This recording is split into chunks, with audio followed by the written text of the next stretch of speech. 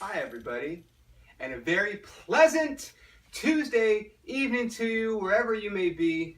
That is my homage to the greatest announcer of all time, Vin Scully.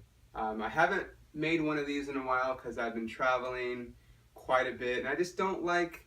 There's something about either doing them at the stadium or doing them here in my own home. When I'm on the road, I just get thrown off a little bit. A lot has happened since my last entry. The Dodgers, once again, are the Western Division champions. Yeah, where are the Giants at? Giants might not even make the playoffs, man.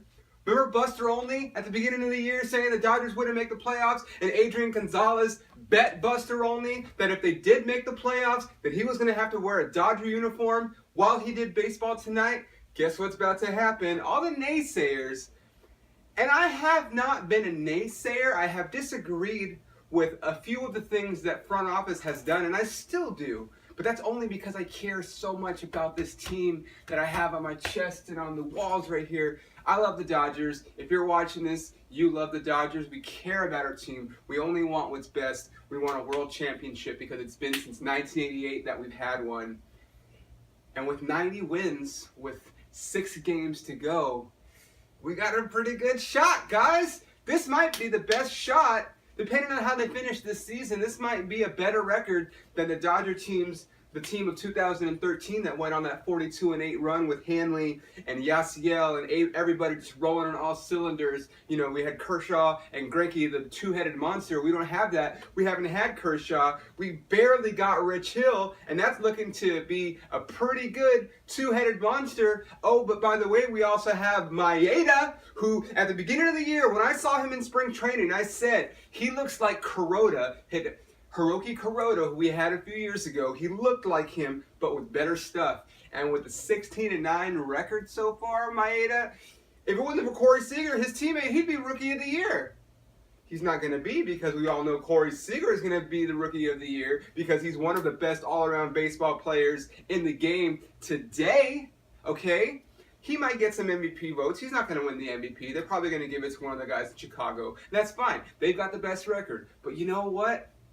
I remember 2008 when the Dodgers, who had a very good record, played the Cubs, who had the best record, the team that couldn't be beat. What happened? The Dodgers swept them right out of the playoffs, taking 2 games in Wrigley. What?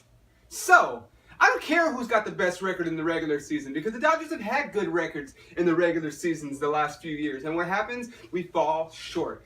This year, there's just a special feeling, guys. We've had 7 walk-off wins. We've had so many come-from-behind wins. We got the best bullpen in baseball. On paper, maybe not, but everybody who watches the game in and game out, knows that our bullpen's dynamite. I'm very excited over the last few days because the Dodgers are going to be lining up their rotation for the postseason. And from what it looks like, they're considering Jose De Leon, or the kid, the teenager, not a teenager anymore, Julio Urias, to be the 4th starter in the playoffs instead of Brett Anderson, instead of Brandon McCarthy, instead of Scott Kazmir, who might not even play the rest of the year. And that makes me so happy because, as we all know, all season long, I was begging for them to call up Urias, and look what happened. He had a couple shaky starts, and over the last couple months, when they let him pitch, he's been one of the best starting pitchers we have on this team. Jose De Leon, finally, after a whole season of putting guys out like McCarthy and Brock Stewart and Nick Tepesh and Mike Bolsinger, guys that had no business pitching, starting in the major leagues, they call up Jose De Leon, and he's got the stuff, guys. He's got great stuff. And what wins championships? What wins games in October? Great stuff. Great stuff. So between Urias and De Leon, the Dodgers have a pretty good problem, because whoever doesn't make the starting 4 rotation for the postseason is going to go in the bullpen. And just think about how awesome it would be to have a lefty that could go multiple innings like Urias come out of the bullpen, throw in like 95, and since he's only going to be pitching for an inning or 2, maybe 96, 97, the offense is rolling on all cylinders. Everybody's contributing. Puig has come back and contributed when we thought he was being traded away. The Dodgers didn't want him. At the trade deadline, they wanted to get rid of him. Nobody else wanted him either, so they gave him a shot. And he worked his way back. And he's got a different attitude. And who doesn't need a 5-tool player come October? Reddick has finally caught fire. He's got a couple home runs. His on-base percentage / batting average in the month of August and September, night and day. So I like what we're doing. If I had one thing to complain about, one major thing, it's how the Dodgers continue to platoon righties versus lefties and left.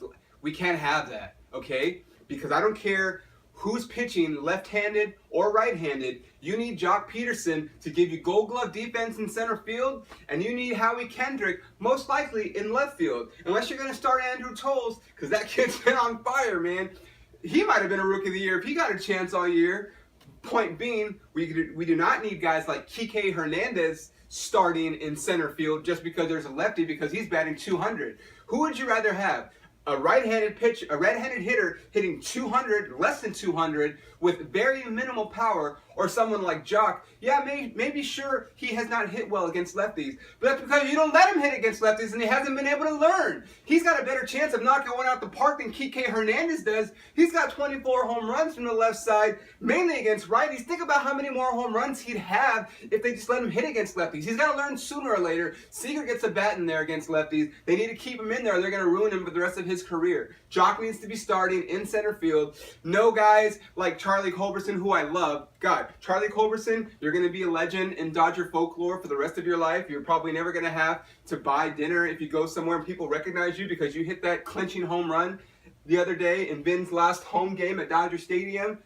But you don't need to be starting second base in the postseason, even if there's a lefty. Chris Taylor, I hope he doesn't get it. I hope he doesn't get on the postseason roster. Great guy. Like the kid. Chris Taylor, you're a good guy. Just don't need him on his 25-man roster. The Dodgers do have some decisions to make come next week on who's going to be on that 25-man roster. Are we going to carry more pitchers? Are we going to carry a couple more hitters? Is Ethier going to be in there? We're going to have a lot to sort out over this last week, these last 6 games.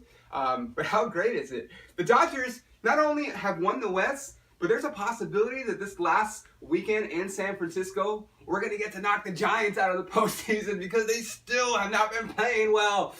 How great. I don't want that to happen because I would love nothing more than for the Giants to make the postseason, go against the Cubs, beat the Cubs somehow, and then the Dodgers and Giants just have an epic battle in the NLCS. That would be a dream come true for Dodger fans, for Giant fans. It would be, the atmosphere at both stadiums would be electric. I hope that happens. Let's see what happens. It's going to be great last week. This is my last entry of the regular season. Join me next week when I bring you the postseason edition. And I'm going to interview a couple people that you guys never met before. So stay tuned for that. Follow me on Twitter at Peter Surge. Thank you guys for watching. I really, really appreciate it. And go Dodgers. Bye, guys.